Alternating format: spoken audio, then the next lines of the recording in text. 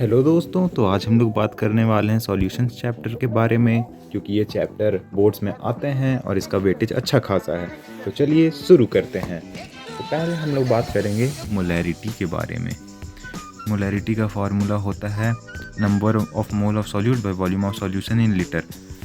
और इस हम लोग number of mole of solute को लिख सकते हैं given mass by molar mass into 1000 by volume of solution in litre में चाहिए था, इसलिए हम लोग 1000 से मल्टीप्लाई कर दिए। ठीक है।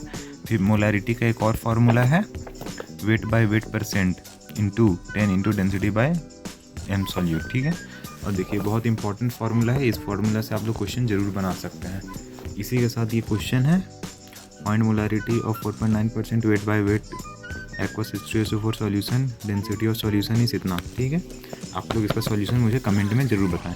अगला टॉपिक है डाइल्यूशन। तो इस डाइल्यूशन क्या होता है? तो डाइल्यूशन वो होता है number of mole of solute remain constant. ठीक है।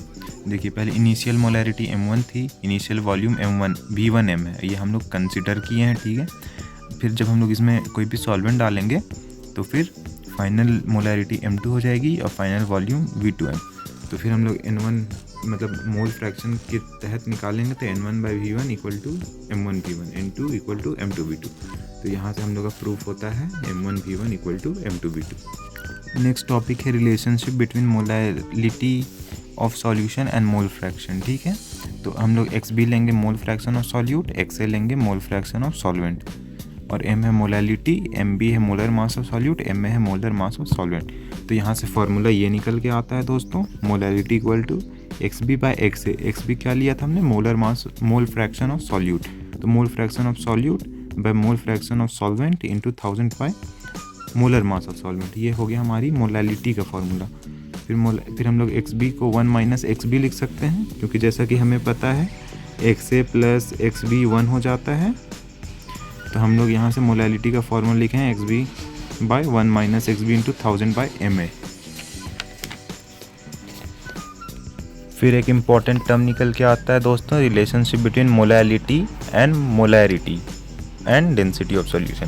तो ये वेरी इंपॉर्टेंट है, वेरी इंपॉर्टेंट। इससे क्वेश्चन जी मेंस एडवांस के लिए भी इंपॉर्टेंट है। अगर आप अप्रैल अटेम्प्ट देना चाहें तो देखिए 1000 into molarity by 1000 into density minus MB।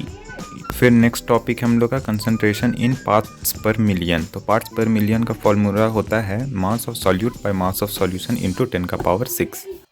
उसके बाद दोस्तों अगला टॉपिक है solubility of solid in liquid. तो सॉल्युबिलिटी क्या होता है? Maximum amount of solute that can be dissolve in the fixed amount of solvent eight a given temperature of per unit solubility, mole per litre और ग्राम पर litre. तो कौन कौन factor affect करते हैं solubility? Nature of solute and solvent, temperature, pressure. ठीक है। फिर यहाँ एक क्वेश्चन है, क्वेश्चन आप लोग देख के सॉल्व कर लेना। फिर दोस्तों हम देखेंगे nature of solute and solvent कैसे इफेक्ट होता है। तो लाइक डिजॉल्व लाइक।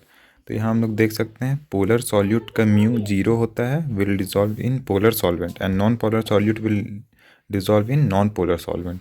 जैसे कि ये सब कुछ एग्जांपल्स हैं, आप लोग देख सकते हैं।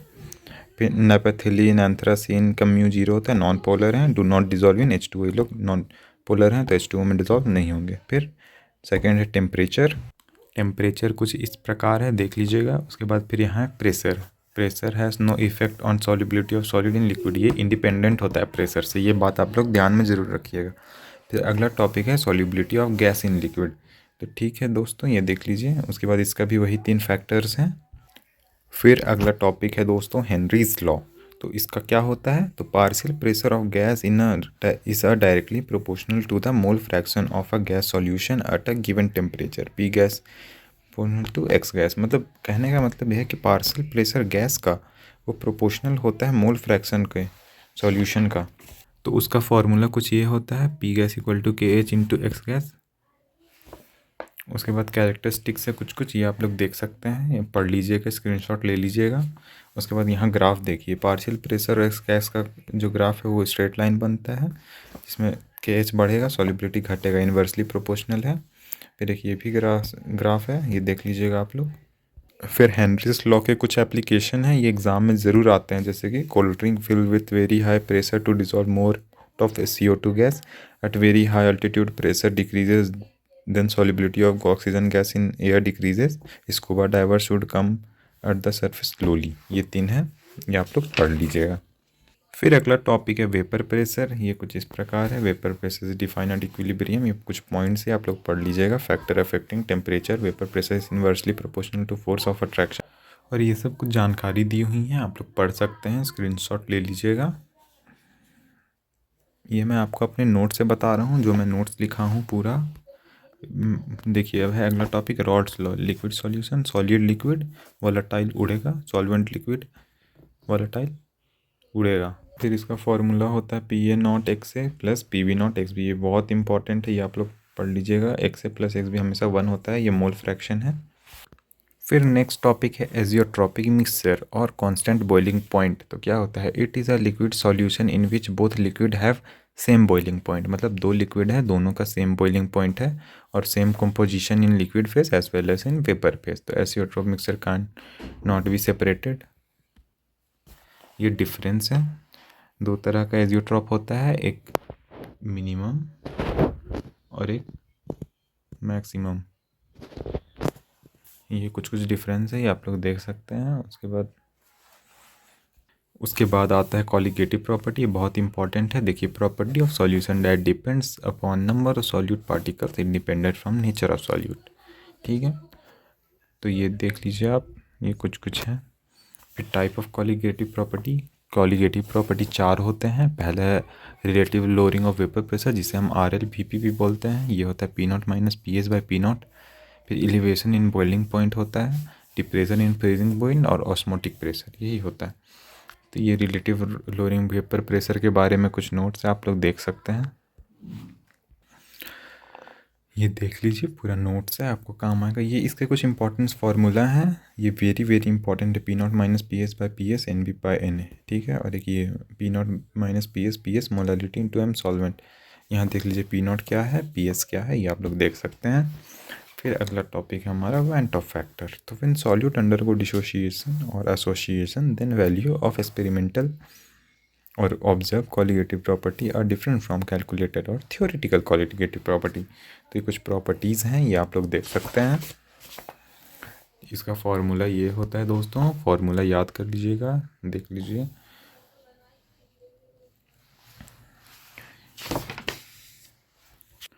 ये फिर आता है next topic elevation in boiling point का। इसका ग्राफ ऐसा होता है, देखिए सॉल्वेंट और सॉल्यूशन दोनों बढ़ रहा है। फिर इसका जो डिफरेंस है वही TB डेल्टा TB है। ये TB नॉट इनिशियल पॉइंट पे, TB फाइनल पॉइंट पे।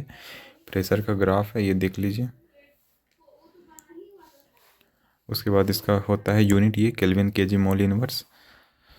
इसका मोस्ट इम्पॉर्टेंट फार्मूला है ये वाला, ये आप लोग देख सकते हैं, बहुत इंपॉर्टेंट फार्मूला है। फिर ये पूरे नोट्स हैं उसके, देख लीजिए। फिर नेक्स्ट टॉपिक है डिप्रेशन इन फ्रीजिंग पॉइंट। इसको डेल्टा TF भी बोलते हैं, ये आप लोग डिफिनेशन है देख सकते हैं। इसका ग्राफ कुछ इस प्रकार बनता है।